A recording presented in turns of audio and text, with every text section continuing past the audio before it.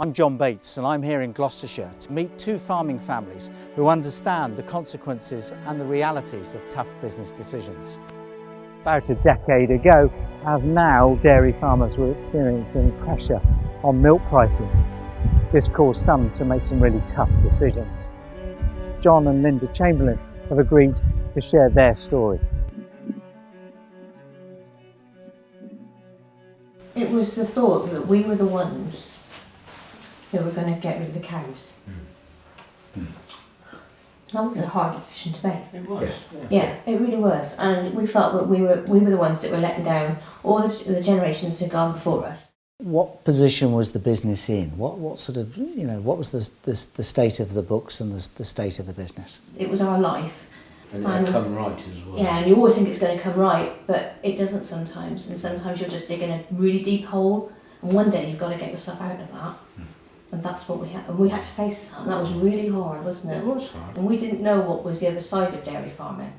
And I think that's what's a really frightening thing. So obviously when you were on the verge of making this big decision, you were talking to the family. Who else were you consulting with? Well, we did have a consultant, but he sort of kept half advising us to get out of dairy farming. So we stopped listening to him, perhaps, with hindsight. Big mistake. Yeah. The poor consultant, he told us quite a few times that we should have, Probably 2 or 3 years. that we should be stopping. Yeah. But Yeah, well, and it was probably a hard thing to hear at the time. it was, Yeah. we didn't want to hear it. And Yeah. so when you don't want to hear things, sometimes don't listen. Yeah. The bank manager was informed what we were up to, wasn't he? We did tell him. We did keep talking to the bank manager. That was important. Yeah. So here we are then, all these years later.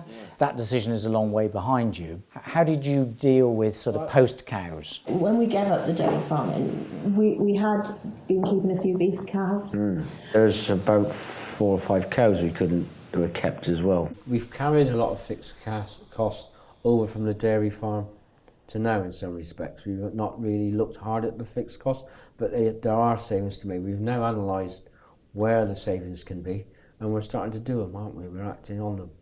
You still had to deal with the debt then? Yeah. So Still had some debt there. It wasn't as big, but it was still... We were told, where do you want to be in 10 years' time, Dad? Which is a fair thing to do, to review life. Come to the conclusion the ways to sort out that was to sell some land, which is another hard decision as well. Probably as hard as the cows. That cleared the debt. Yeah, that cleared the debt. And that is very liberating. Yeah. a little bit earlier on, you talked about the guilt associated with making the decision, and that, of course, is something probably that's experienced by many people who would watch this film. Don't think about that. It's not a problem at all, no. No. You think, why didn't I pack it up sooner? It's a better life afterwards. Because you haven't got the pressure, and that can, you don't realise it at the time, but it does really affect you.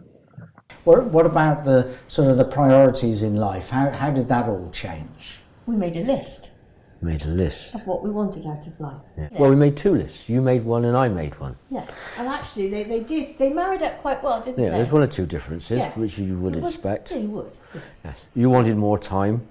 More time Yeah, with the family. with the family. Which You we've now wanted got. time with you. Yes. And we wanted to be able to keep where we live and Yeah. our holding, didn't we? That's This- the this- basic this- important thing. And that was really important to us to be Yeah. able to keep our home. We've invested in putting some stables Goes in, up. and that then brings a little bit of money in. Not Yeah. a lot, but it brings some in. And we got a pig enterprise, very diddly small pig enterprise, but it's somewhat different, never done before, and you're not mentally stressed. You don't realise it perhaps, but you can see the relief's gone of the stress of looking after cows and all the problems that go with it.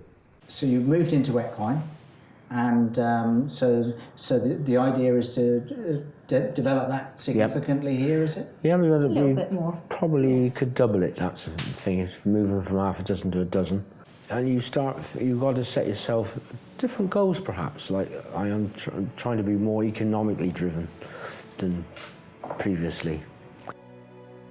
After speaking with John and Linda, I understand why they made the big decision to leave dairy farming 8 years ago. But how realistic is that option today? At the end of 2015, according to AHDB, About half of British dairy farmers were considered financially vulnerable and unable to cover their cash costs, and only 15% were considered long-term sustainable. With the low price paid for milk, some are forced to make very difficult business decisions. We've got about 170 acres here, family owned.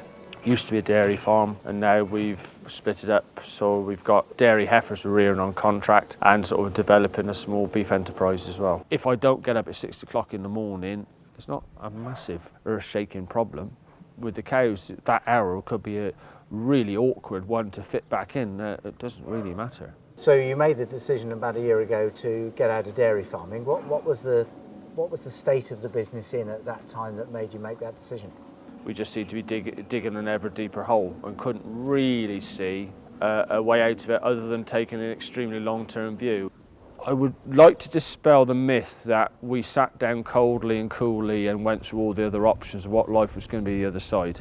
I have been very fortunate, still fortunate. I've had a good working relationship with the bank manager, Clive, who we've been with for probably 20 years, a proper farm business manager who understands the business. And I know there's a lot of farmers out there who don't enjoy that, but we've been very lucky with that. It's slightly different now to get a regularity of income coming in. That's taken quite a little bit of time to get used to. We've still got loans and borrowings that we weren't cleared totally when the cows went. We would like to think that we could farm our way out of those. I hope we can.